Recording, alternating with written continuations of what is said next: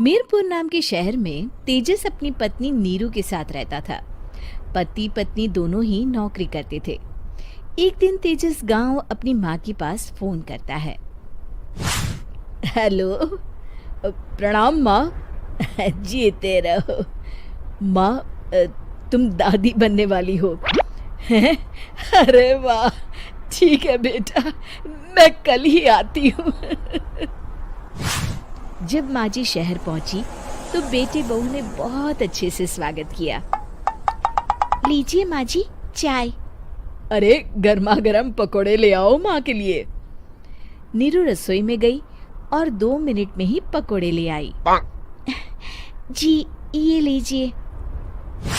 बहू जादू से बनाए हैं क्या? अभी तो रसोई में गई थी।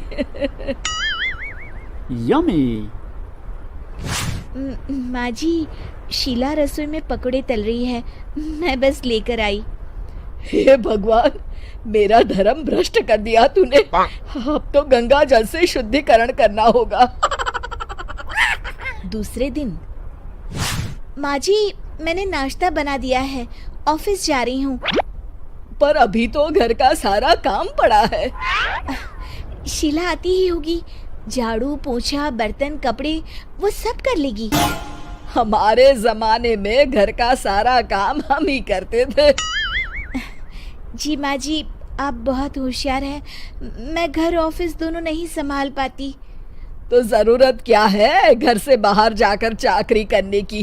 वैसे भी घर का काम खुद करने से घर में बरकत आती है, समझी? पर माँ जी। पर वर कुछ नहीं, इस महीने की पगार मिले फिर ऑफिस बंद है। हाँ। रात को नीरू तेजस से कहती है, सुनिए जी, माँ जी बोल रही थी कि मैं नौकरी छोड़ दूं। वैसे ठीक ही तो है, अभी तुम्हें आराम की जरूरत है। फिर भी आराम कहाँ, शीला को छुड़ाने के लिए बोल रही थी। तो अब 24 घंटे में इतना काम तो कर ही सकती हो। पर जॉब पसंद है मुझे, घर पर मन नहीं लगेगा। अगले दिन जब दोनों ऑफिस के लिए निकल रहे थे, मेरी तो कोई कीमत ही नहीं है इस घर में। माँ जी, आजकल महंगाई बहुत है, रहन सहन भी बदल गया है, दोनों नौकरी करते हैं तभी ठीक रहता है। अच्छा, तू कहना क्या चाहती है? मेरा बेटा तुझे बिठा के खिला नहीं सकता? तू ही इस घर का खर्च चला रही है, हैं? नहीं माँ जी, मेरा वो मतलब नहीं था। मतलब खूब समझती हूँ, ये बाल धूप में सफेद नहीं किए मैंने। हाँ। अब तो ये रोज का काम हो गया था। तेजस भी रोज की झिकझिक से परेशान हो गया था। एक दिन उसने कहा, नीरू, वैसे भी तुम्हें मैटरनिटी लीव मिलने वाली है, तो अभी से ही छुट्टी ले लो। पर क्या, मेरी सैलरी अच्छी खासी है। आखिर नीरू ने रिजाइन कर दिया। जब बच्चा हुआ तो घर में सब बहुत खुश हुए। कुछ दिनों बाद तेजस फाइल देख रहा था। क्या हुआ तेजस, कुछ परेशान लग रहे हो? हाँ, वो हमारी जितनी सेविंग्स थी वो तो हॉस्पिटल में और छठी के फंक्शन में खत्म हो गई है नीरू। और अभी वैसे मंदी चल रही है तो मैं बोल रही थी कल मुन्ना को हेपेटाइटिस का टीका लगवाना है। नीरू, क्या पोस्टपोन नहीं कर सकते? नहीं जी, बिल्कुल नहीं। अब तेजस को समझ में आ रहा था कि उससे गलती हुई है। पैसों की कमी का असर घर के माहौल पर भी पड़ रहा था। अगले दिन, बेटा मेरा चश्मा और ये दवाइयाँ ले आना, पर्चा देते हुए माँ जी ने कहा। जी।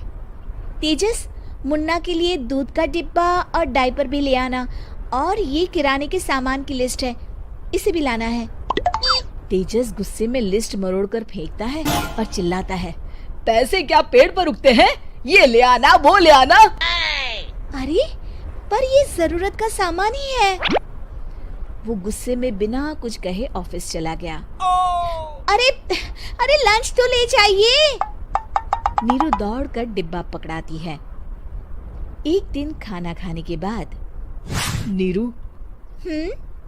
अब तो मुन्ना कुछ बड़ा हो गया, तो अब तुम वापस ज्वाइन कर लो ना जॉब। पर इस रिसेशन में जॉब मिलना बहुत मुश्किल है। ट्राई तो करो। फिर मुन्ना, माँ जी है ना, और एक फुल टाइम मेड भी लगा लेंगे। पर माँ जी, उन्हें तो पसंद नहीं। तभी माँ जी वहाँ आ जाती है और प्यार से नीरू के सर पर हाथ फेरते हुए बोलती है, अब मेरी समझ में आ गया बहू, पहले के और अब के समय में अंतर है। तुम काम शुरू करो, मुन्ना की जिम्मेदारी मेरी।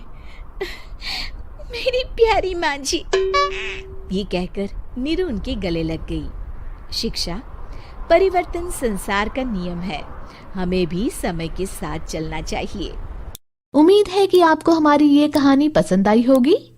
कृपया हमारे चैनल को सब्सक्राइब करें और सभी अपडेट्स के लिए बेल आइकन जरूर क्लिक करें। और हाँ, वीडियो लाइक और शेयर करना मत भूलिएगा।